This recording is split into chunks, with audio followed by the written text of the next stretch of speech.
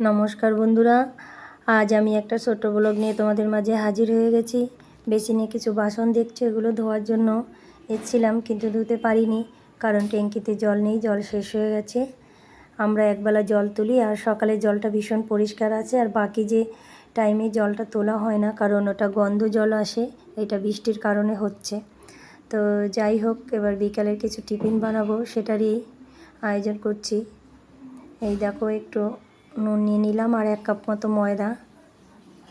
ময়দাটাকে ভালো করে চেনে নেব, একটু নরম নরম করে ডোটা বানাবো। আমি একটু হালকা করে সাদা তেল দিয়ে দিয়েছি, এটা দিলেও হয় না দিলেও হয়। আর ডোটাকে ভালো করে এইভাবে নরম নরম করে চেনে আধা ঘন্টার জন্য ঢেকে রেখে দেব। তারপরে বাইরে কিছু জামা কাপড় আছে, সেগুলো এখন নিয়ে আসবো, সন্ধে হতে চললো। সকালবেলা বেশ কিছু জামা কাপড় কেচেছি, আজকে রোদটাও ভালো দিয়েছিল।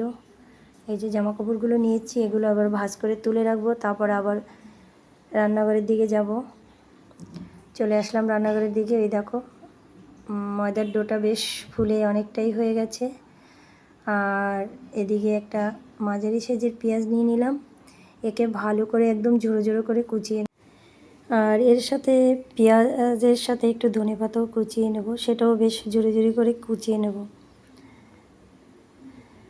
পেঁয়াজটা তো কুচানো হয়ে গেল, এবার ধনেপাতার পালা, ধনেপাতাটাও সুন্দর করে কুচিয়ে নেব। আর ওদিকে তাওয়াটা বসিয়ে দিলাম, গরমও হয়ে গেল।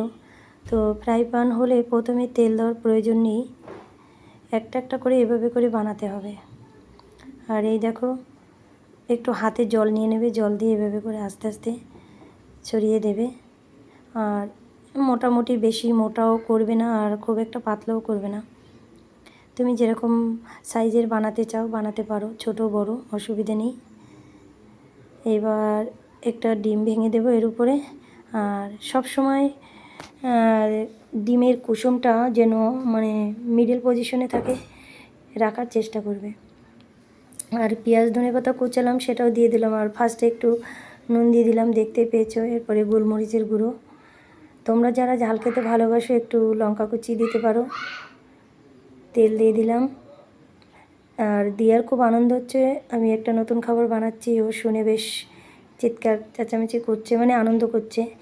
উল্টে দিলাম, এবার একটু লাল লাল করে ভেজে নেব। ব্যাস, ওই পাশ এক পাশটা লাল হয়ে গেছে, ওই পাশটা আর একটু ভেজে নেব। এরকম করে একটা একটা করে আমি সবগুলো ভেজে নেব। এটা ভীষণই একটা সুস্বাদু খাবার, প্রচণ্ড একটি টেস্টি খাবার। আর এটার কি নাম সেটা অবশ্যই আমি বলবো।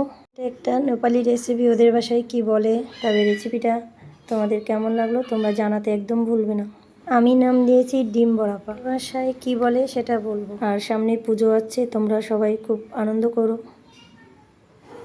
তো খুব বানানো কমপ্লিট হয়ে গেল আমার।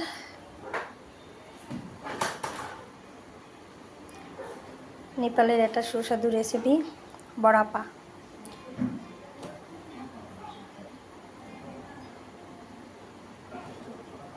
আমি এটার কি নাম দেব, ওরা এটাকে বড়াপা বলে, তাই নেপালের বড়াপা বলেই আমিও সেটাই বলছি। নেপালের বড়াপা সুস্বাদু খাবার, তোমরা এটা বানিয়ে খাবে, দেখবে ভীষণ টেস্ট। আমি একটা খেয়েও দেখেছি, বেশ ভালো খেতে। যাই হোক, ভিডিওটা কেমন লাগলো তোমরা অবশ্যই কমেন্টস করে জানিও, আর ভালো লাগলে একটা লাইক করো। সকলে সুস্থ থেকো, ভালো থেকো।